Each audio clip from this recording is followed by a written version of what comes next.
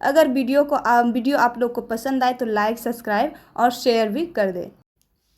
हाय, मैं मुस्कान साई पाठशाला YouTube channel पर आप सभी का स्वागत करती हूं। आज मैं आप लोगों के लिए रुक्मणी प्रकाशन यानी कि प्लेटफॉर्म की पुस्तक का सेट लेकर आई हूं, जो तैयार किया गया है special Bihar police constable exam 2025 के लिए। आज हम लोग सेट नंबर 11 को पढ़ेंगे। आज के इस वीडियो में हम लोग देखेंगे कि किस तरह से बिहार पुलिस के एग्ज़ाम में पूछने वाले प्रश्न हैं, किस टाइप का प्रश्न हमें बिहार पुलिस में देखने को मिलेगा। तो चलिए स्टार्ट करते हैं पहले प्रश्न से। पहला प्रश्न है हमारा कि एक परिवर्तनशील बल द्वारा किया गया कार्य निम्नलिखित में से किसके द्वारा व्यक्त किया जाता है। तो ये व्यक्त किया जाता है W बराबर रो F dx, यानी कि हमारा ऑप्शन नंबर बी सही हो जाएगा। इसमें W क्या है, इसमें W है कार्य और F क्या है, इसमें बल यानी कि फोर्स है। F बराबर बल, ठीक है। कार्य क्या आता है, कार्य का सूत्र होता है यानी W बराबर होता है W बराबर Fs। अगर इसमें दिया होगा कोण यानी कोण का मान दिया हो जाएगा तो W बराबर सूत्र हो जाएगा Fs cos theta. cos theta यानी थीटा पर कोण का मान हम लोग रख सकते हैं। तो चलिए आगे देखते हैं दूसरा प्रश्न। दूसरा है हमारा प्रश्न, निषेचन के बाद बीजांड विकसित होकर निम्नलिखित में से किसमें परिवर्तित हो जाता है। तो यह बीज में परिवर्तित हो जाती है। फूल वाले पौधे में जो परागन होता है यानी कि लैंगिक प्रजनन में परागन के बाद निषेचन होता है। फूल वाले पौधे में क्या होता है, लैंगिक प्रजनन में क्या होता है, लैंगिक प्रजनन में परागन के बाद क्या होता है, परागन के बाद निषेचन होता है। परागन करने के बाद इसका निषेचन होता है। फूल वाले पौधे में लैंगिक प्रजनन के बाद होता है। निषेचन नर युग्मक और मादा युग्मक के संलयन की प्रक्रिया है। यह क्या है, निषेचन नर युग्मक और मादा युग्मक की संलयन की एक प्रक्रिया है निषेचन। अब आगे है हमारा तीसरा प्रश्न, क्या है कि कास्टिक सोडा का रासायनिक नाम क्या है। कास्टिक सोडा का रासायनिक क्या है, तो ये सोडियम हाइड्रोक्साइड है कास्टिक सोडा का रासायनिक नाम, यानी कि NaOH हो जाएगा। अब हमें एग्जाम में अक्सर देखने को मिलता है कास्टिक पोटास। मैं बता दूं कास्टिक पोटास का जो सूत्र होता है, कास्टिक पोटास का सूत्र क्या होता है, ये होता है पोटेशियम हाइड्रोक्साइड। क्या होता है, पोटेशियम हाइड्रोक्साइड। पूछा जाएगा कि कास्टिक पोटास का सूत्र क्या होता है, तो ये हो जाएगा पोटेशियम हाइड्रोक्साइड। और भी पूछा जाएगा जैसे कि साधारण नमक, साधारण नमक का क्या हो जाएगा NaCl यानी कि सोडियम क्लोराइड। और धोवन सोडा तो बिल्कुल ही पूछे जाते, ये अक्सर देखने को मिलता है। तो धोवन सोडा का क्या हो जाएगा सूत्र में, ये हो जाएगा सोडियम कार्बोनेट NaCO3। और खाने वाला सोडा पूछा जाए तो NaHCO3 हो जाएगा। यहाँ पे Na2CO3 होगा, ठीक है। धोवन सोडा का होगा Na2CO3 और खाने वाला सोडा पूछा जाए तो ये हो जाएगा NaHCO3, ठीक है। ये आप लोग को समझ में आ गई, क्लियर है यहाँ तक। चलिए अब देखते हैं चौथा नंबर प्रश्न। चौथा नंबर है कि डिप्लोपिया नामक बीमारी मानव के किस अंग से संबंधित है। तो यह जो है यह आँख से संबंधित है। डिप्लोपिया यह एक है जो बीमारी आँख की मांसपेशियों के पक्षघात के कारण होती है। ट्रोकोमा भी जो है, ट्रोकोमा आँख से भी संबंधित है। ट्रोकोमा बीमारी जो है ये आँख से संबंधित है, ये आँख को प्रभावित करती है, ठीक है। आगे है हमारा प्रश्न पांचवा कि स्याही बनाने में कौन सा अम्ल काम में लाया जाता है। स्याही बनाने में कौन सा अम्ल काम में लाया जाता है, तो फ्यूमेरिक अम्ल को स्याही बनाने के कार्य में लाया जाता है। अब हमारा इंग्लिश को मैं हटा रही हूँ, आगे देख रही हूँ हिंदी। यहाँ पे है 11 नंबर, आप लोग इंग्लिश अपने से देख लेंगे, ठीक है। 11 है कि किसी निकाय को एक समान वृत्तीय गति में चलाने में लगने वाला नियत बल को डैश कहा जाता है। तो क्या कहा जाता है, अभिकेंद्रीय बल कहा जाता है। अभिकेंद्रीय बल क्या होता है कि वृत्ताकार मार्ग पर चलती है तो उस पर एक बल वृत्त के केंद्र की ओर झुक जाती है, इस बल को अभिकेंद्रीय बल कहते हैं। अभिकेंद्रीय बल के बराबर यानी कि Fc बराबर सूत्र होता है mv²/r। इसमें m क्या दर्शाता है, ये मास यानी द्रव्यमान को दर्शाता है। v पूछा जाए तो ये वेग को दर्शाता है और r पूछा जाए तो क्या होता है, ये त्रिज्या को दर्शाता है, ठीक है। अब इसी के तरह होता है एक अपकेंद्रीय बल। यह जो है वृत्त के केंद्र की ओर आधा कार्य करती है, तो उसे अपकेंद्रीय बल कहते हैं। अपकेंद्रीय बल का उदाहरण पूछा जाए तो ये हो जाएगा कपड़ा सुखाने की या सुखाने की मशीन यानी कि वॉशिंग मशीन, और दूध से मक्खन निकालने की मशीन अपकेंद्रीय बल पर कार्य करती है। अब 12वां हमारा प्रश्न कि सर्वोच्च न्यायालय के न्यायाधीश के रूप में योग्य होने के लिए एक व्यक्ति को उच्च न्यायालय में डैश वर्ष की न्यूनतम अवधि तक कार्य का अनुभव होना चाहिए। तो कितने वर्ष का अनुभव होना चाहिए? तो उसे 10 वर्ष का अनुभव होना चाहिए। न्यायाधीशों की नियुक्ति के लिए यानी बनने के लिए उसे क्या क्या होना चाहिए? यानी कि उसे भारत का, पहले तो भारत का नागरिक हो, भारत का नागरिक रहेगा तभी वो न्यायाधीश बन सकता है। और दूसरी बात कि 10 वर्षों का उसे अनुभव हो। और तीसरी बात है कि कम से कम 5 साल तक न्यायाधीश रहा हो, वह 5 साल तक वह न्यायाधीश रहा हो, उच्च न्यायालय का न्यायाधीश हो, तभी वह बन सकता है सर्वोच्च न्यायालय का न्यायाधीश। ठीक है, इस सर्वोच्च न्यायालय के न्यायाधीश की चर्चा जो है यह भाग 5 है, संविधान के भाग 5 अनुच्छेद पूछा जाए तो ये हो जाएगा 124 से 147 के बीच इसका वर्णन किया गया है। अब है हमारा आगे प्रश्न 13वां कि किसी तत्व का इलेक्ट्रॉनिक विन्यास 2, 8, 5 है, उस तत्व का नाम क्या है? तो क्या होगा? 2 और 8, 5 है, तो इन दोनों को जोड़ देंगे तो कितना हो जाएगा? 2 जोड़ 8 जोड़ 5 यानी कि 15। 15 किसका होता है परमाणु संख्या? तो ये होता है फास्फोरस का, तो हमारा ऑप्शन नंबर सी सही हो जाएगा। मैग्नीशियम का परमाणु संख्या क्या होता है? 12, तो इसका इलेक्ट्रॉनिक विन्यास हो जाएगा 2, 8, 2। क्लोरीन का 17, तो इसका इलेक्ट्रॉनिक विन्यास 2, 8, 7। और सल्फर का इसका होता है, सल्फर का क्या होता है? 16 होता है इसका परमाणु संख्या, तो इसका इलेक्ट्रॉनिक विन्यास क्या हो जाएगा? तो हो जाएगा 2, 8 और 6। यहाँ तक आप लोगों को कोई प्रॉब्लम नहीं है? ठीक है। अब है 14 नंबर प्रश्न कि बर्फ पानी पर इसलिए तैरती है क्योंकि जो है बर्फ का घनत्व पानी की अपेक्षा कम होती है। ये तैरने का नियम यानी कि उत्प्लावन वन, तैरने का नियम या फिर उत्प्लावन वन, या दूसरा नाम क्या है? उत्प्लावन वन। क्या हो जाएगा?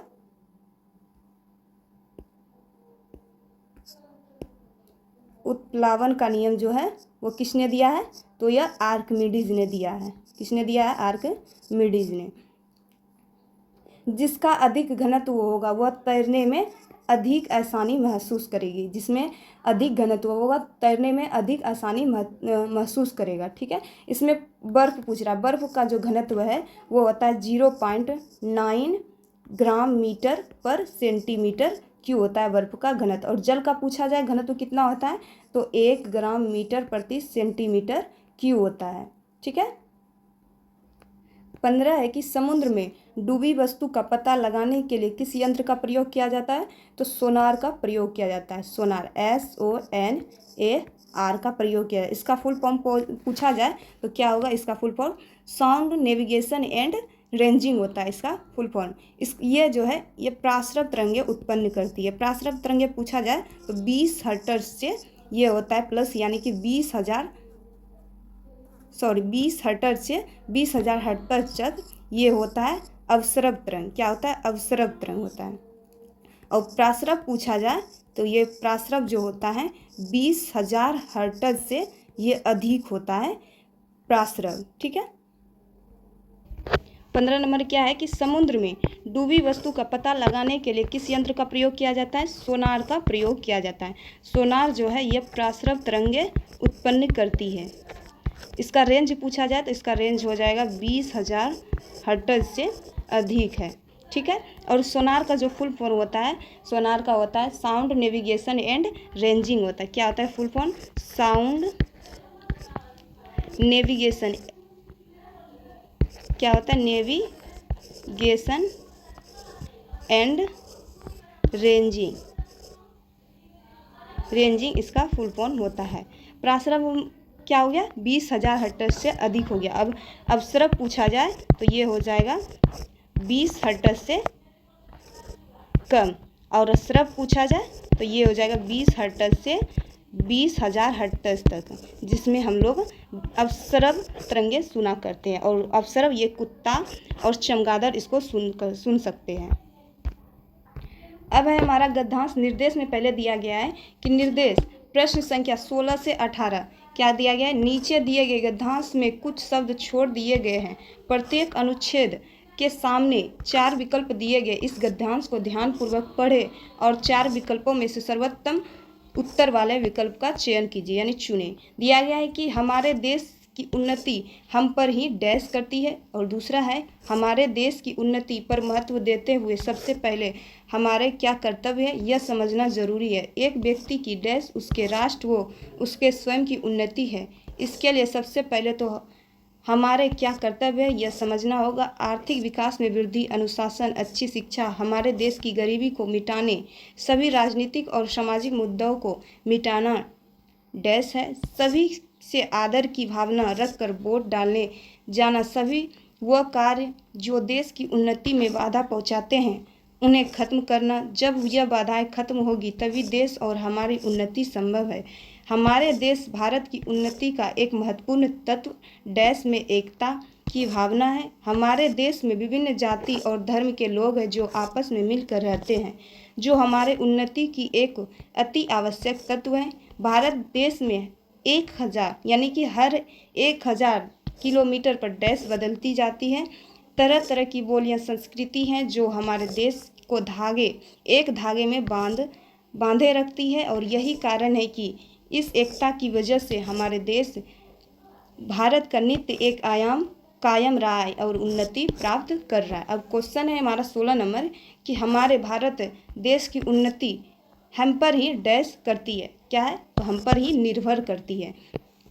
अब दूसरा है कि एक व्यक्ति की डैश उसके राष्ट्र व उसके स्वयं की उन्नति है। तो क्या है, उसके उन्नति ही राष्ट्र की उन्नति और स्वयं की उन्नति है। अब है अगला 18 नंबर कि आर्थिक विकास में वृद्धि, अनुशासन, अच्छी शिक्षा, हमारे देश की गरीबी को मिटाने, सभी राजनीतिक और सामाजिक मुद्दों को मिटाना ये अनावश्यक है या फिर जरूरी हो जाएगा। क्या हो जाएगा, तो ये जरूरी होगा इसका सही आंसर। ठीक है, आगे 19वां कि राम राज्य कौन सा समास है। राम राज्य में कौन सा समास है, तो यह तत्पुरुष समास है इसमें राम राज्य में। 20वां है कि पतन का विपरीत शब्द बताए। पतन क्या हो जाएगा, उत्थान जो है पतन का विपरीत शब्द है। 21 है कि प्रत्यास्था सीमा में अनुदैर्ध्य प्रतिबल और अनुदैर्ध्य विकृति के अनुपात को कहते हैं। क्या कहते हैं, तो यह हो जाएगा हमारा ऑप्शन नंबर ए यानी कि यंग गुणांक कहते हैं। किसे कहते हैं यंग गुणांक, तो प्रत्यास्था सीमा में अनुदैर्ध्य बल, प्रतिबल एवं अनुदैर्ध्य आवृत्ति के अनुपात को यंग गुणांक कहते हैं। यंग गुणांक यानी कि y बराबर होता है, y से सूचित करते हैं, बराबर होता है अनुदैर्ध्य प्रतिबल। क्या हुआ, अनुदैर्ध्य प्रतिबल बटे अनुदैर्ध्य विकृति। यंग गुणांक का मात्रक पूछा जाए तो इसका हो जाएगा न्यूटन प्रति मीटर, इसका मात्रक है। अब आगे प्रश्न है 22 नंबर कि गोलीय दर्पण के आवर्धन में एक ऋणात्मक चिन्ह क्या दर्शाता है। गोलीय दर्पणों में आवर्धन एक क्या दर्शाता है, तो उसका वास्तविक प्रतिबिंब हो यह दर्शाता है, और प्लस में रह जाए तो वह आभासी और बड़ा प्रतिबिंब होगा। आभासी होगा उसका बड़ा प्रतिबिंब। जब प्लस हो, गोलीय दर्पण में आवर्धन प्लस में हो तो वह आभासी दर्शाएगा प्रतिबिंब। 23 नंबर है कि सरल लोलक के आवर्तकाल t एवं लोलक की लंबाई l के बीच ग्राफ होता है तो वह प्रबलाकार्य होता है। पूछा जाए आवर्त काल यानी t बराबर सूत्र क्या होता है, तो 2√1/g होता है। g इसमें क्या है, तो यह गुरुत्वीय त्वरण है। क्या है, गुरुत्वीय त्वरण है। छोटी जी क्या है, गुरुत्वीय त्वरण। इसका मान क्या आता है 9.8 मीटर प्रति सेकेंड स्क्वायर। यह ऊंचाई बढ़ने पर इसका मान बढ़ती है और नीचे आने पर इसकी घटती है, और केंद्र में पूछा जाए तो यह 0 हो जाती है जी का मान। अब है 24 नंबर की सुबुक्तगिन निम्न में से किसका गुलाम था, तो यह था अल्पतगिन का गुलाम था। अल्पतगिन ने सर्वप्रथम गजनी क्षेत्र पर इन्होंने एक स्वतंत्र राज्य की स्थापना की थी, और इसी का दामाद अल्पतगिन का दामाद ही सुमुक्तगिन था, और इसके मरने के बाद सुमुक्तगिन ने इस पर शासन किया था, और इसके बाद आया था महमूद गजनवी। कौन आया था, महमूद गजनवी। इन्होंने ही भारत पर 17 बार आक्रमण किया था। भारत पर आक्रमण करते समय महमूद गजनवी ने जिहाद का नारा दिया था और इन्होंने अपने आप को बुद्ध सीकन भी कहा था।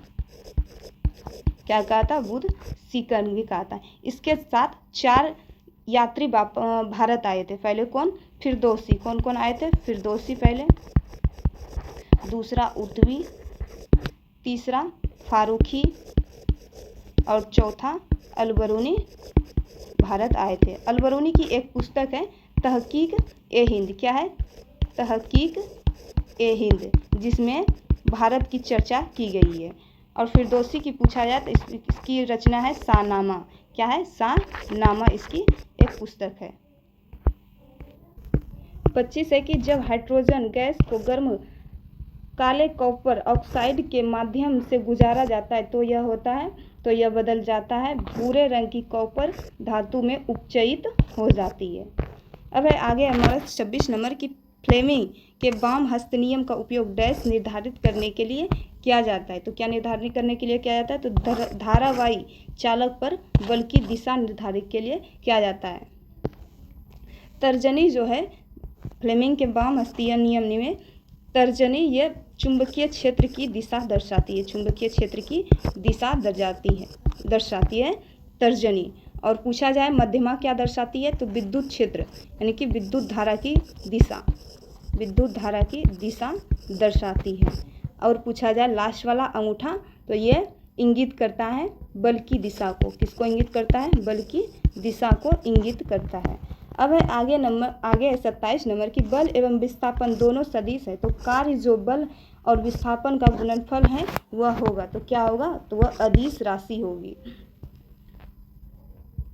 क्या हो जाएगी? अदिश राशि होगी।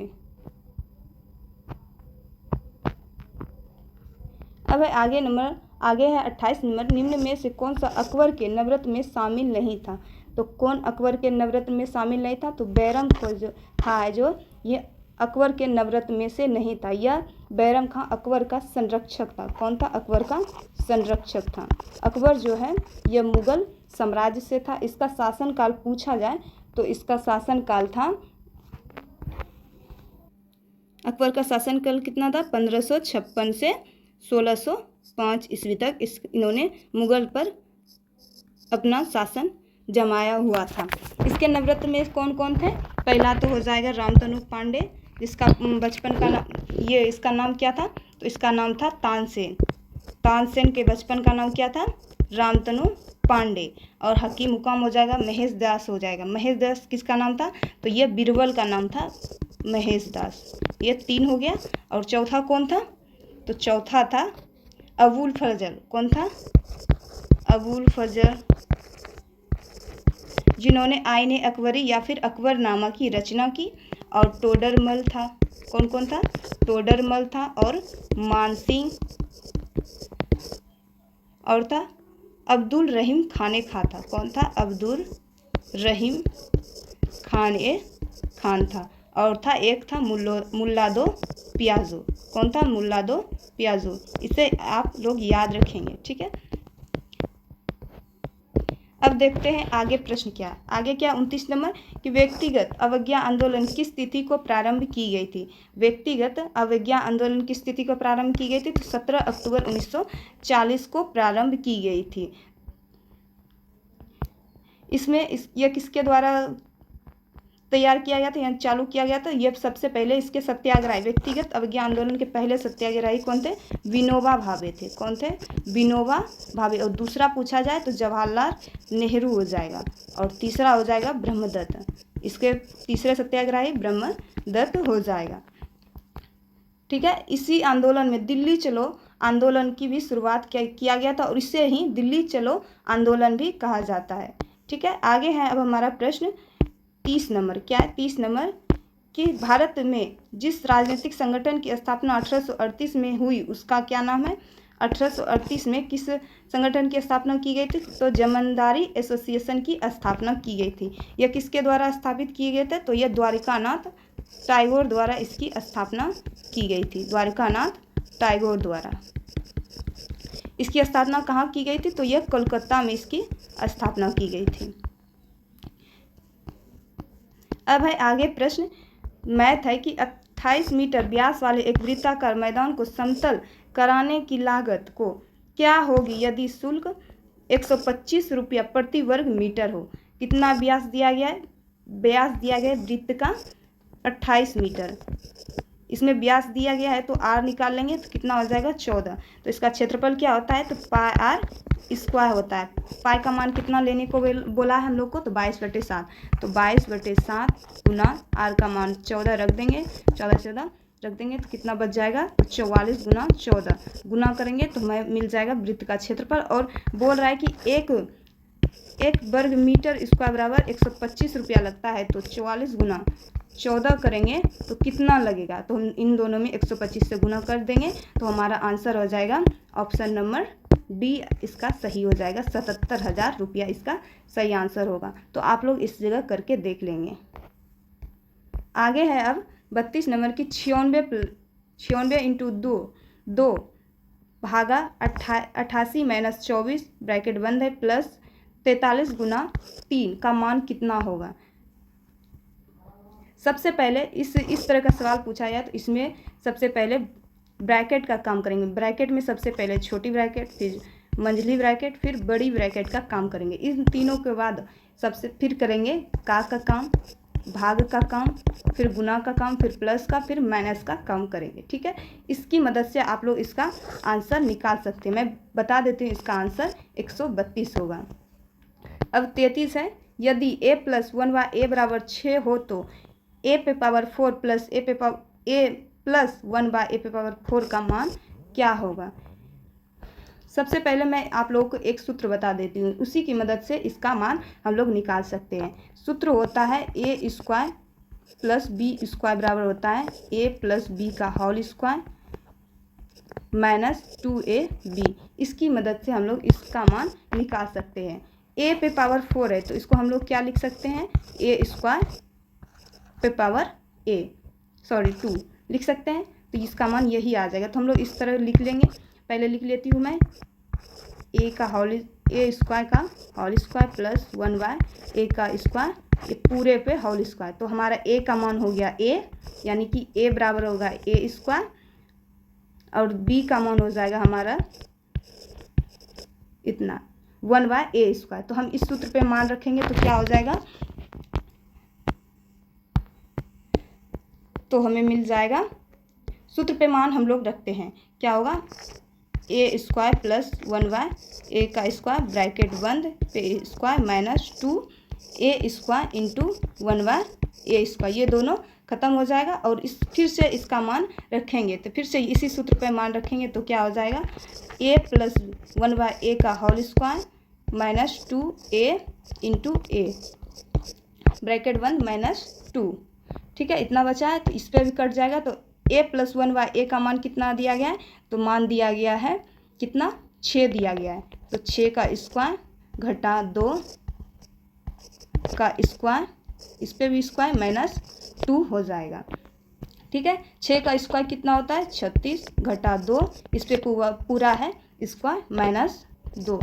तो 34 का स्क्वायर करेंगे और 2 घटाएंगे तो हमारा आंसर आ जाएगा 1154 इसका आंसर आ जाएगा। तो हमारा ऑप्शन नंबर ए सही हो जाएगा। आप लोग इसकी a² प्लस b² बराबर a + b का होल स्क्वायर माइनस 2ab की मदद से इसका मान निकाल सकते हैं। अब है प्रायिकता से संबंधित प्रश्न। एक प्रश्न ऊपर बचा हुआ है, क्या है? 34 नंबर कि निम्नलिखित में से कौन सी संख्या 24 से विभाज्य नहीं है। तो हमारे पास ऑप्शन है 4128, 4080, 4148, 4032। मैं डायरेक्ट आंसर ही बता देती हूँ आप लोगों का। इसका आंसर आएगा 4148। इसमें आप तीनों यानी चारों ऑप्शन में भाग देकर देख लेंगे, जिससे भाग लगेगा वो नहीं होगा, जिसमें भाग नहीं लगेगा वो 40 से विभाज्य नहीं होगा। अब है हमारा 35 नंबर प्रश्न, क्या है कि एक कक्षा में 6 छात्र तथा 4 छात्राएं हैं। इसमें से यादृच्छिक रूप से यदि किसी 4 विद्यार्थियों को चुन लिया जाए तो क्या संभावना रहेगी कि उनमें से कम एक छात्रा जरूर होगा। ये प्रायिकता से रिलेटेड है। इसका आंसर हो जाएगा ऑप्शन नंबर 20, 13/14 इसका सही आंसर होगा। अब है 36 नंबर प्रश्न कि अक्षय ने 475 रुपये किलो 475 किलो चावल 63 रुपये प्रति किलो की दर से खरीदे। यदि वह 80% चावल 10% लाभ पर बेचता है और बचे हुए चावल 10% हानि पर बेचता है तो उसके लाभ या हानि प्रतिशत ज्ञात करें। तो कितना 80% जो चावल है कितना है 80% चावल, ये कितने प्रतिशत की लाभ पर बेचता है तो 10% लाभ पर बेचता है और शेष बचे हुए चावल वो 20% माइनस यानी कि 10% हानि पर बेचता है। अगर पूछा जाए कि विक्रय मूल्य यानी कि कुल चावल पर इसका लाभ क्या होगा तो मान लेंगे हम लोग x% कुल सौदे पर इसका लाभ होगा। ठीक है, अब इन दोनों का रेशियो निकाल लेते हैं। रेशियो निकालेंगे तो कितना आ जाएगा 4:1। तो 80% पर 10% का लाभ कमाया है तो 4 का रेशियो में तो 40 हो जाएगा, यानी कि 10 गुना 4 और माइनस हो जाएगा पर 10% की हानि पर कमाए हैं तो 1 गुना 10। अब इन दोनों का रेशियो जोड़ देंगे यानी कि योगफल कितना हो जाएगा 4 + 1 यानी कि 30/5 यानी कि 6% की लाभ पर इन्होंने चावल को बेचा है। ठीक है, यहाँ से आप लोग को क्लियर है, कोई दिक्कत नहीं है समझने में। ठीक है, अब है 37 नंबर की अंक गणितीय श्रेणी का 125वां पद ज्ञात कीजिए। क्या दिया गया पद में 5, 10, 15, 20 देते हुए 125 तक है तो 125वां पद ज्ञात करने को बोल रहा है। तो हम लोग an बराबर निकाल लेंगे। an बराबर सूत्र आता है a + n माइनस क्या होता है a + n - 1 × d होता है। डी होता है, इसमें n जो है क्या है 125वां पद यानी कि लास्ट पद है। क्या है लास्ट पद, तो n का मान रख देंगे 125 बराबर a का मान यानी कि फर्स्ट पद यानी कि अंक गणितीय श्रेणी का प्रथम पद जो है a होगा। तो 5 है इसमें प्रथम पद प्लस n नंबर यानी कि 125 - 1। d क्या होता है सार्वंतर होता है। सार्वंतर क्या होता है d बराबर सूत्र होता है t2 घटा t1। ठीक है, तो t2 क्या है 10 दिया गया है घटा t1 कितना है 5, तो इसका d कितना होगा 5। तो यहाँ पर 5 रख देंगे तो सॉल्व करेंगे तो 5 + 124 गुना 5, तो इसका आंसर जो है इसका आंसर सी आएगा। आप लोग देख लेंगे सॉल्व करके। अब है 38 नंबर की 10% वार्षिक ब्याज की दर पर उधार दी गई एक निश्चित धनराशि पर एक वर्ष के लिए चक्रवृद्धि ब्याज अर्धवार्षिक रूप से संयोजित करता है और 1 वर्ष के लिए साधारण ब्याज का अंतर जो है 305 रुपया उधार दी गई धनराशि कितनी है। 1 वर्ष का है, यह किस रूप में संयोजित करता है तो 2 वर्ष के रूप में संयोजित करती है, यानी कि हमें टर्म दिया गया है दो टर्म यानी कि 2 टर्म दिया गया है और कितने प्रतिशत की वार्षिक ब्याज पर 10%। 2 टर्म में चुकाना होगा 10% तो 5-5 करके चुकाएंगे तो ये हो जाएगा इसका इन दोनों का अंतर बराबर यानी कि CI घटा SI बराबर सूत्र होता है अंतर बराबर P × R/100 का स्क्वायर। यह 2 वर्षों के लिए है। इन दोनों का अंतर कितना दिया गया 305 बराबर P का मान नहीं दिया गया, P पूछ रहा है, R का मान हो जाएगा 5 100 का होल स्क्वायर कितना हो जाएगा 305 गुना 400 गुना करेंगे तो हमें मिल जाएगा 122,000। इसका ऑप्शन नंबर सी सही होगा। क्या होगा सी सही हो जाएगा। ठीक है, इसमें आप लोग CI घटा SI 2 वर्षों के CI घटा SI बराबर सूत्र याद रखेंगे R/100 P × R/100 का होल स्क्वायर। आगे 39 नंबर की 12 1 10 1 9 3 4 9 7 का माध्यिका ज्ञात कीजिए। माध्यिका बोल रहा है ज्ञात करने, तो पहले सबको अरेंज कर लेंगे। तो पहले सबसे छोटा कौन है तो 1 है। कितनी बार है 1 है 2 बार है। इसके बाद है 3, इसके बाद 4 7 कितनी बार है 1 ही बार और 9 दिया गया है 3 बार 1 2 3 और 10 है 1 बार और 12 है। तो कितनी संख्या हो गई तो टोटल 10 संख्या हो गई। 10 संख्या इसमें बीच का माध्यिका जो होता है बीच का होता है। 10 संख्या 5 के अंतराल पर आ जाएगा तो यानी कि बीच में कोई नहीं आएगा। 7 और 9 आ जाएगा। दो संख्या आ जाएगी तो इन दोनों के बीच में कौन सी संख्या 7 और 9 के बीच में तो 8 है। तो इसका ऑप्शन नंबर बी सही हो जाएगा। ठीक है, अब है हमारा 40 नंबर प्रश्न कि एक पहिया 88 किलोमीटर की दूरी तय करने में 1000 चक्कर लगाता है तो पहिए की त्रिज्या कितनी होगी। तो कितनी चक्कर लगाती है, कितनी किलोमीटर, तो 88 किलोमीटर लगाती है। तो सब मीटर में आंसर दिया गया तो उसको भी मीटर में बनाना पड़ेगा। मीटर में बनाएंगे तो ये 1000 से गुना कर देंगे तो ये मीटर में हो जाएगा, तो 88,000 हो जाएगा। यानी कि वृत्त की परिधि बराबर दिया गया है 88,000। ठीक है, तो आर का मान आ जाएगा हमारे पास 14,000। और 1000 चक्कर लगाता है तो पहिए की त्रिज्या पूछा, यानी एक चक्कर, तो 1000 से भाग दे देंगे तो इससे त्रिज्या निकल जाएगी, तो 14 मीटर हो जाएगा इसका आंसर। ठीक है, अब हमारा 41 नंबर क्या प्रश्न है कि इसरो ने अपना 100वां मिशन किस रॉकेट से लॉन्च किया है। तो किस रॉकेट से लॉन्च किया है, तो GSLV F-15 से इसे लॉन्च किया है।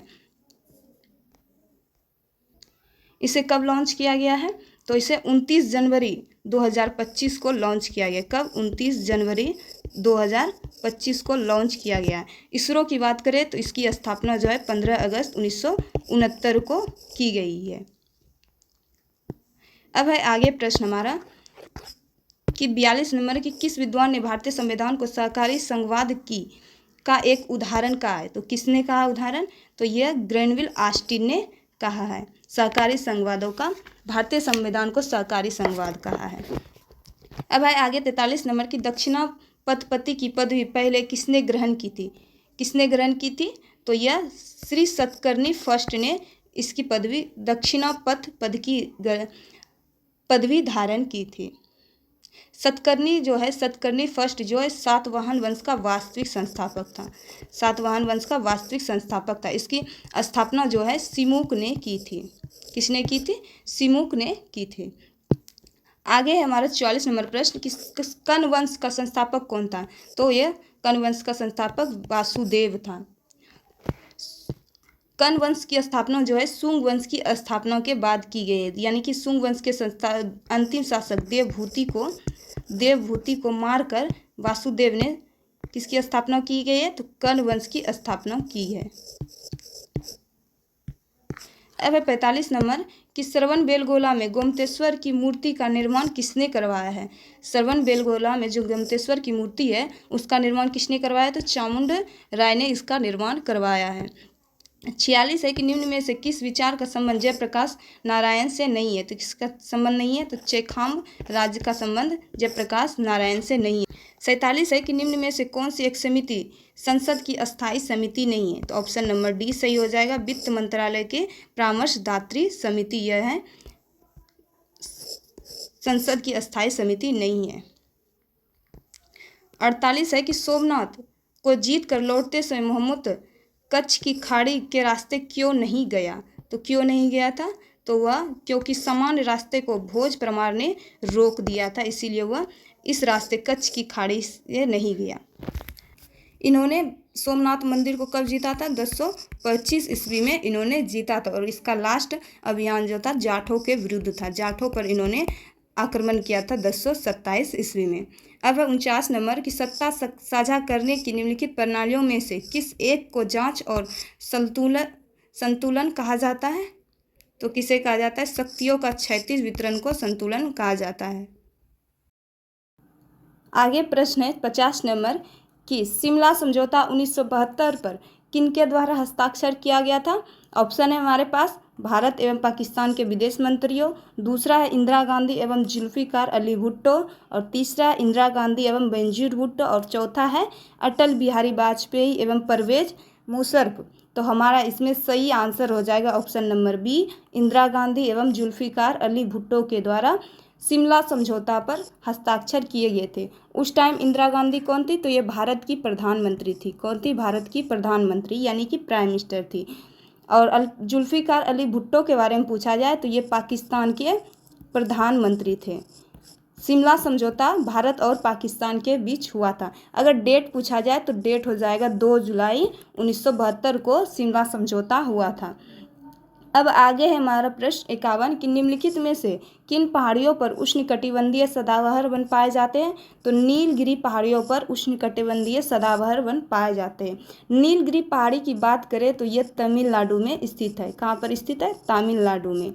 और यह भारत की सॉरी, यहाँ पे इसकी सर्वोच्च चोटी जो है, इसकी सर्वोच्च चोटी है दोदा बेटा। कौन सी है? दोदा बेटा। और इसकी ऊंचाई कितनी है? तो 2637 मीटर है। यह भारत की दूसरी सर्वोच्च चोटी है।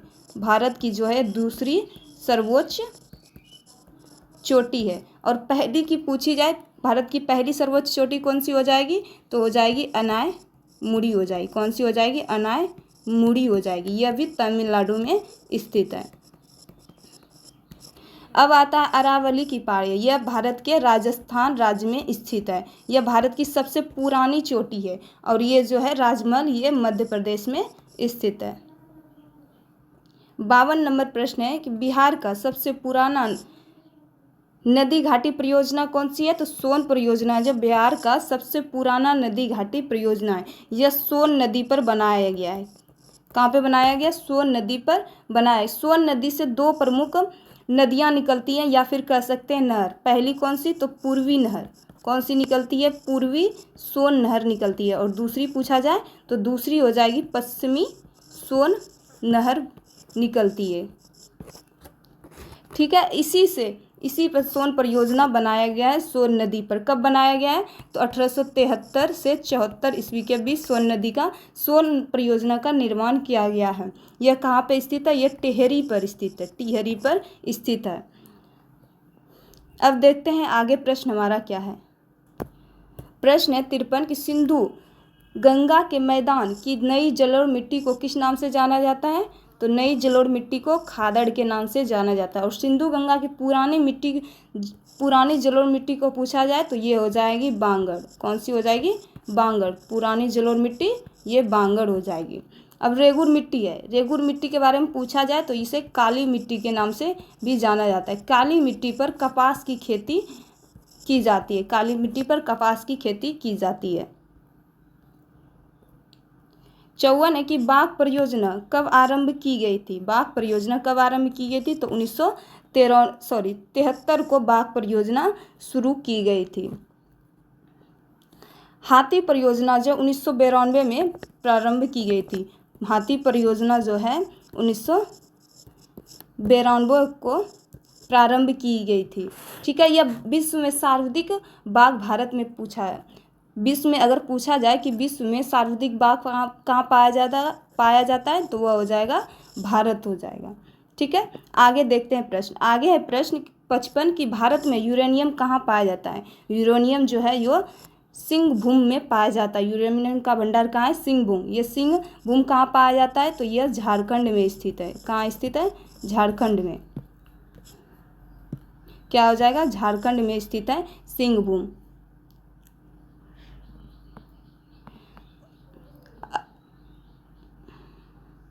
अब पूछा जाए कि यूरेनियम के लिए भारत में यूरेनियम के लिए कौन सी खान सबसे प्रसिद्ध है? यूरेनियम के लिए खान पूछा जाए तो वो हो जाएगा जादूगोड़ा। कौन सा खान हो जाएगा? जादूगोड़ा। यहाँ तक क्लियर है आप लोगों को? अब देखते हैं आगे प्रश्न क्या है। आगे है निम्नलिखित पर विचार कीजिए। पहला है महादेव पहाड़ियाँ, दूसरा सह्याद्री पहाड़ियाँ और तीसरा सतपुड़ा पर्वत।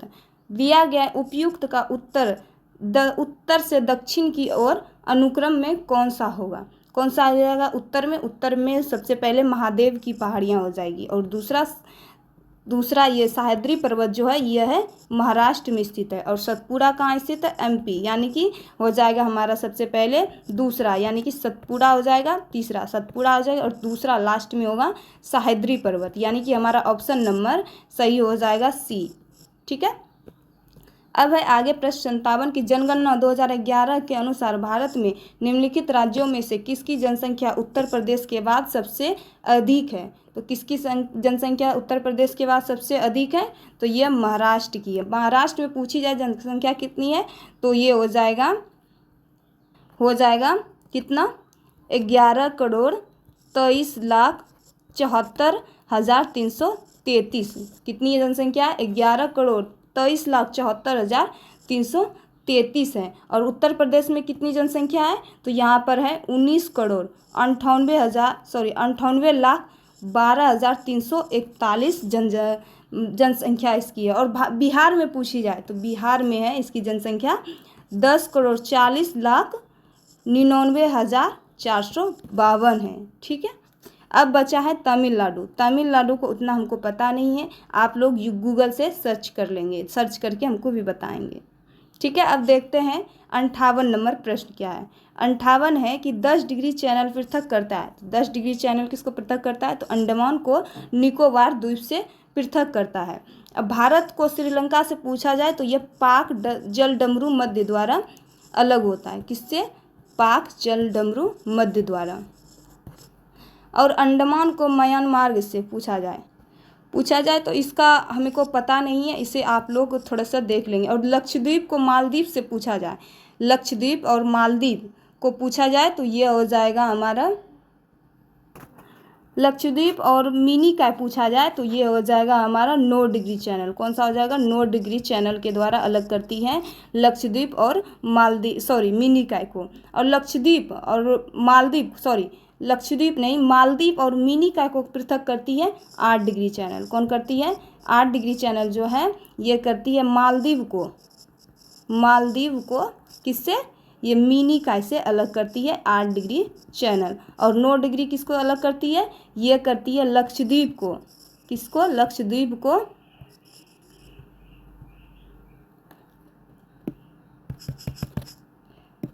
नौ डिग्री जो चैनल है यह अलग करती है किसको? लक्षद्वीप को मिनी काय से। किससे? मिनी काय से। इसे आप लोग ध्यान में रखें, ये काफ़ी बार पूछे जाते हैं एग्जाम में। अब है प्रश्न हमारा 59 नंबर की ब्रह्मपुत्र नदी तिब्बत में किस नाम से जानी जाती है? तो इसे सांको के नाम से जाना जाता है तिब्बत में। अगर पूछा जाए कि ब्रह्मपुत्र को बांग्लादेश में किस नाम से जाना जाता है? तो बांग्लादेश में इसे जमुना के नाम से जाना जाता है। बांग्लादेश में किस नाम से जाना जाता है? तो जमुना के नाम से जाना जाता है। और गंगा को पूछा जाए कि बांग्लादेश में किस नाम जाना जाता है? तो गंगा को पद्मा के नाम से जानते हैं। गंगा को किस नाम से जाना जाता है? पद्मा के नाम से। कहाँ? बांग्लादेश में। ठीक है। और ब्रह्मपुत्र नदी पर ही भारत की सबसे बड़ी द्वीप बनी हुई कौन सी? असम में जो स्थित है माजुली।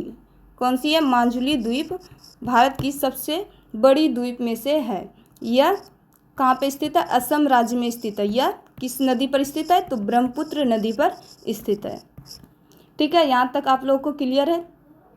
आगे है 60 नंबर की, इनमें पंचायत समिति का अंग कौन है? कौन है इसमें? पंचायत समिति का अंग प्रमुख है। कौन है? प्रमुख है। और पंचायत सेवक, नगर पंचायत, ग्राम सेवा इसमें नहीं है। इसका ऑप्शन नंबर डी सही हो जाएगा, प्रमुख इसका अंग है। पूछा जाए कि प्रत्येक प्रखंड के लिए एक कौन सी समिति है? प्रखंड के लिए पूछा जाए तो यह पंचायत समिति जो है प्रखंड के लिए एक समिति है। प्रखंड की एक समिति है। ग्राम पंचायत पंचायती राज का मौलिक यूनिट है। ग्राम पंचायत का मौलिक यूनिट पूछा जाए, यानी कि छोटा यूनिट या फिर मूल यूनिट पूछा जाए ग्राम पंचायत का, तो पंचायती राज हो जाएगा। कौन सा हो जाएगा? पंचायती राज।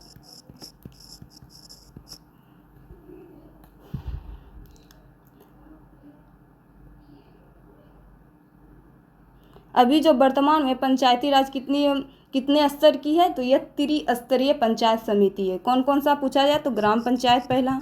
कौन सा? ग्राम पंचायत। दूसरा कौन सा हो जाएगा? तो ये हो जाएगा पंचायत समिति। और तीसरा हो जाएगा जिला परिषद। दूसरा क्या होगा? पंचायत समिति और तीसरा जिला परिषद हो जाएगा।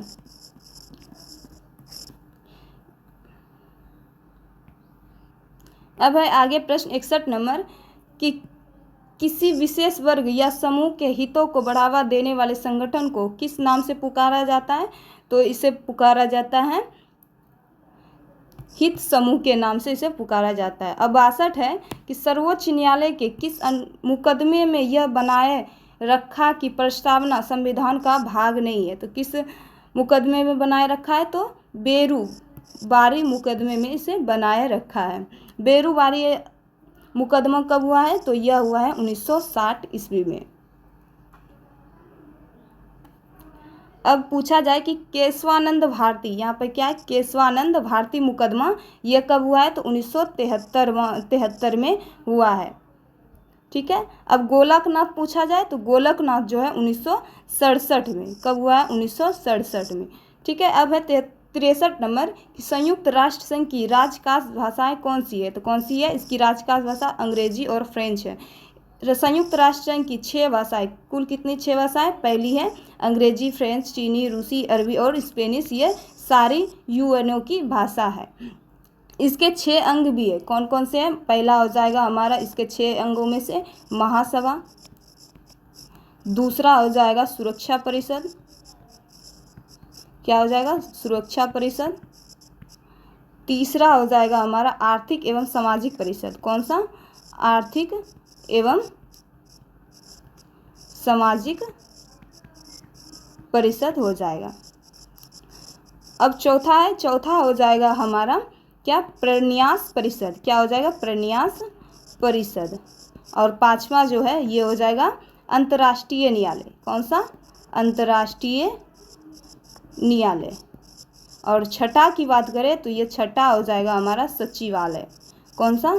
सचिवालय। अब यूएनओ की बात करें तो यूएनओ की जो स्थापना है यह 24 अक्टूबर 1945 को हुई थी।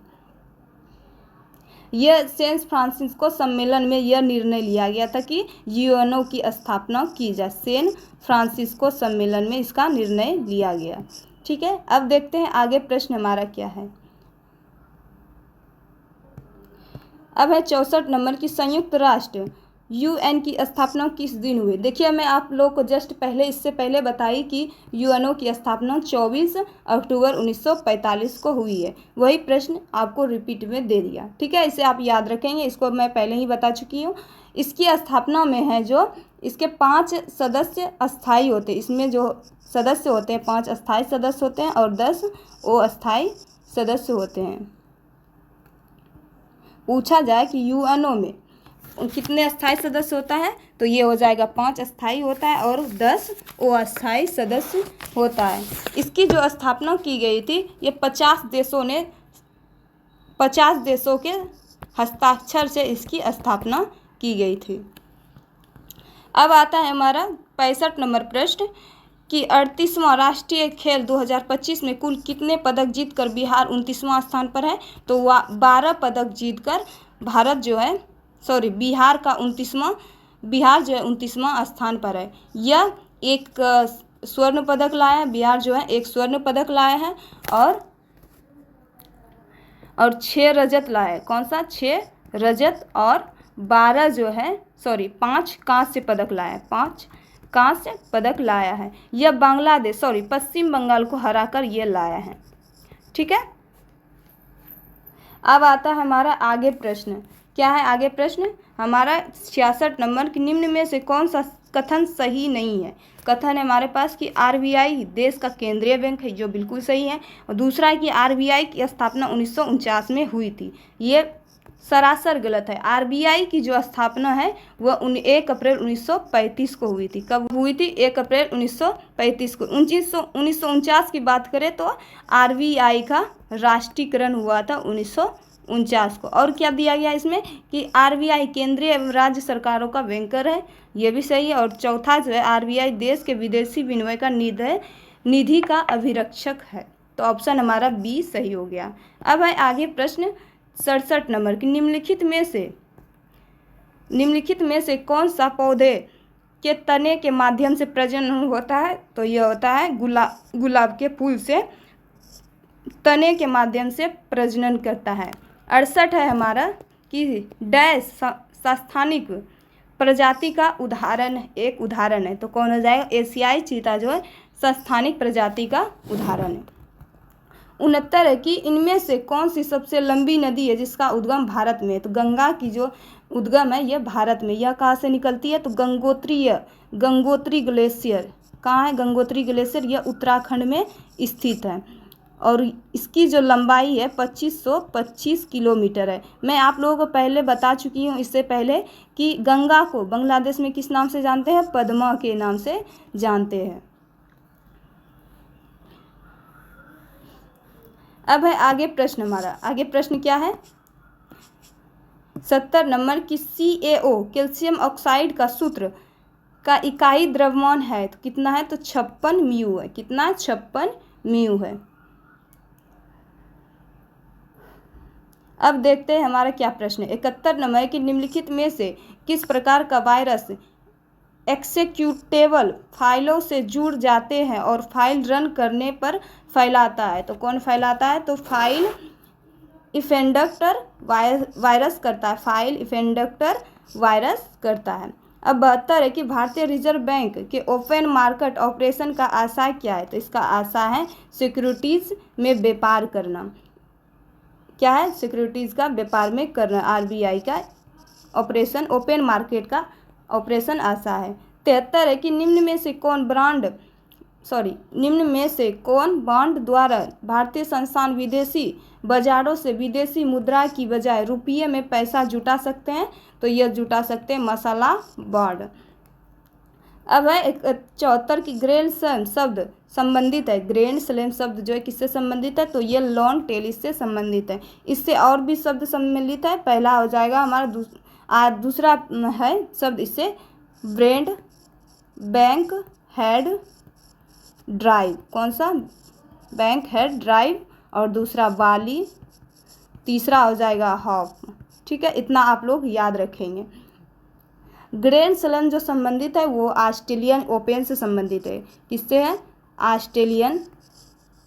ऑस्ट्रेलिया ओपन से। दूसरा हो जाएगा फ्रेंच ओपन और तीसरा हो जाएगा विंबलडन। कौन सा, विंबलडन। और तीसरा हो जाएगा यूएस ओपन से संबंधित है। 75 नंबर प्रश्न है कि स्टार्च क्या है। स्टार्च में आयोडीन डालने पर उसका रंग पड़ जाता है तो वह नीले रंग का हो जाता है। स्टार्च में जो आयोडीन डालने पर उसका नीला कैसा हो जाता है, नीला रंग का हो जाता है। स्टार्च का जो सूत्र होता है C6, क्या होता है, C6H10O5 × N होता है। ठीक है, अब देता है 76 नंबर है कि जो किसी का उपकार ना माने तो उसे कृतज्ञ कहा जाता है। 77 की राम खाना खाएगा, इस वाक्य का कर्मवाच्य रूप है। तो इस वाक्य का कर्मवाच्य रूप क्या है, तो कि राम के द्वारा खाना खाया जाएगा, इसका कर्मवाच्य है। 78 है कि कुत्ते ने बिल्ली को मारा, इस वाक्य में बिल्ली कौन सा है, कुत्ते ने, क्या है, कुत्ते ने बिल्ली को मारा, बिल्ली को पूछ रहा है तो हो जाए कर्ता ने कर्म को, यानी कि हमारा कर्म इसका कर्म कारक है। अब दिया गया है 79 कि इनमें विशेषण कौन है। विशेषण कौन हो जाएगा इसमें, तो ये हो जाएगा गोल जो है एक विशेषण शब्द है। इसकी एक बोले मतलब उदाहरण बोले तो इसका हो जाएगा कि मैदान पूरी तरह गोल है। गोल जो है मैदान की, इसकी मैदान की विशेषता बताती है। 80 है कि किस भारतीय ने 2024 UNEP के पृथ्वी चैंपियन पुरस्कार के लाइफ टाइम अचीवमेंट श्रेणी का पुरस्कार प्राप्त किया है। तो वह प्राप्त किया है माधव गौडगिल ने प्राप्त किया है।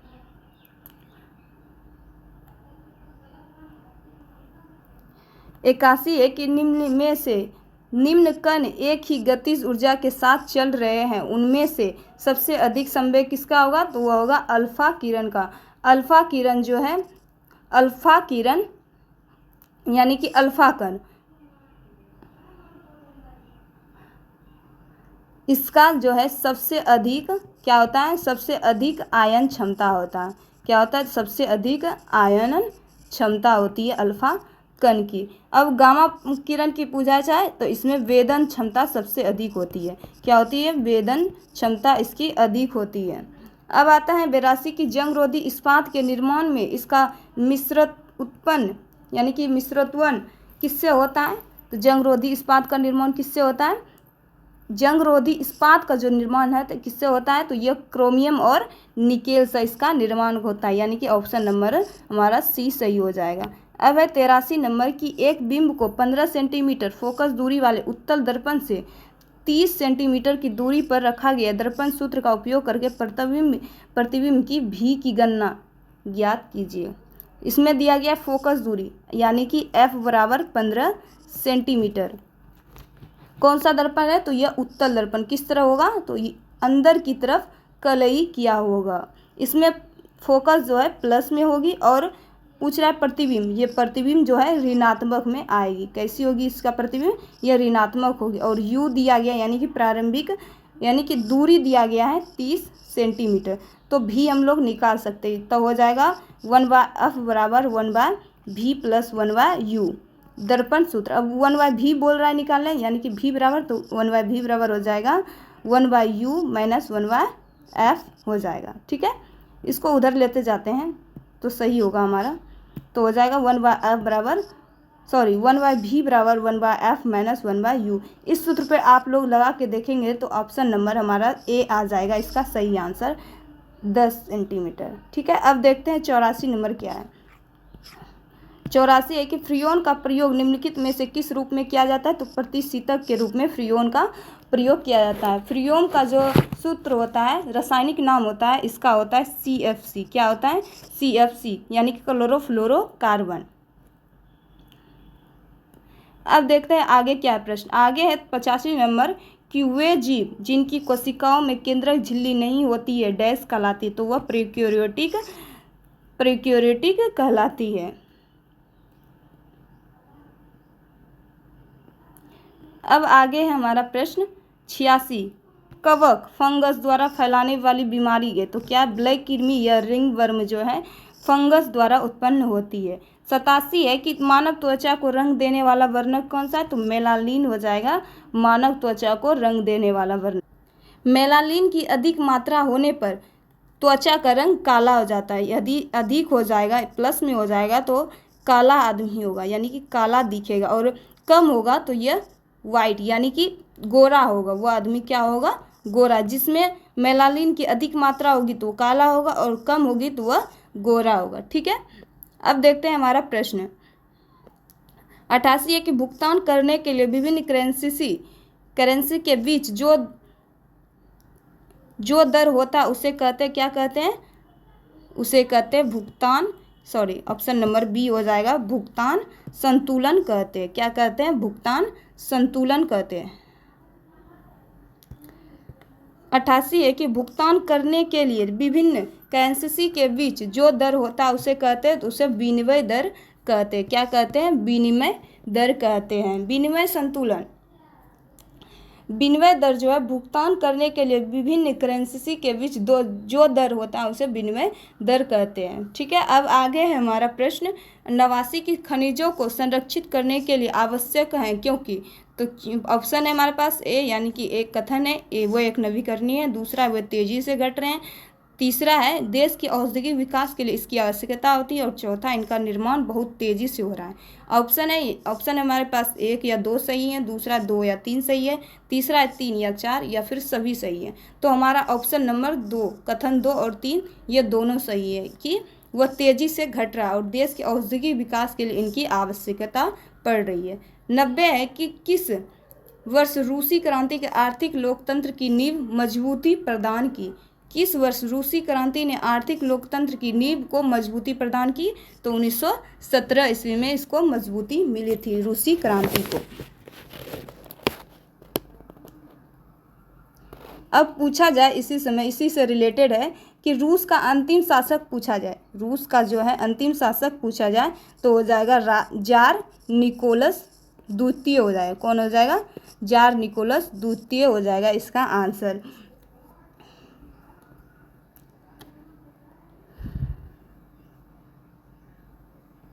अब है हमारा प्रश्न 91, क्या है भारत के 14 प्रमुख व्यावसायिक बैंकों का राष्ट्रीयकरण किया गया था, तो कब किया गया था, जुलाई 1969 को किया गया था। बाद में 1980 में 6 बैंकों का फिर से राष्ट्रीयकरण किया गया था। 6 बैंकों का राष्ट्रीयकरण 1980 में बाद में किया गया था। ठीक है, आगे 92 की एंजाइम मूलतः है, एंजाइम जो क्या है, तो वह एक प्रोटीन है। क्या है, प्रोटीन है, एंजाइम जो है एक प्रोटीन है। अब 93 की किस देश के प्रधानमंत्री क्रिस्टोफर लक्सन 16 से 20 मार्च 2025 तक भारत के दौरे पर रहे हैं, तो वह न्यूजीलैंड के जो प्रधानमंत्री है क्रिस्टोफर लक्सन वो भारत का दौरा कर रहे हैं। ठीक है, अब है 94 की किसने 8 मार्च 2025 को अंतर्राष्ट्रीय महिला दिवस के अवसर पर इंश्योरिंग हीरोज अभियान शुरू किया है? तो यह किया है फ़ोनपे ने। किसने? फ़ोनपे ने इसका आरंभ किया था। अंतर्राष्ट्रीय महिला दिवस पूछा जाए तो यह 8 मार्च को मनाया जाता है। कब मनाया जाता है? 8 मार्च को। यहाँ पे दिया गया है 8 मार्च। 5वां एशियाई महिला कबड्डी चैंपियन 2025 का खिताब किसने जीता है? तो यह जीता है भारत ने। यह कब हुआ था? तो 2025 में हुआ था।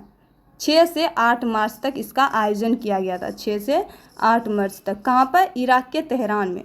कहाँ पे? इराक के तेहरान में इसका आयोजन किया गया था। ठीक है, यहाँ से हमारा प्रश्न खत्म होता है। मिलते हैं नेक्स्ट वीडियो में नेक्स्ट सेट के साथ। तब तक के लिए धन्यवाद। Thank you.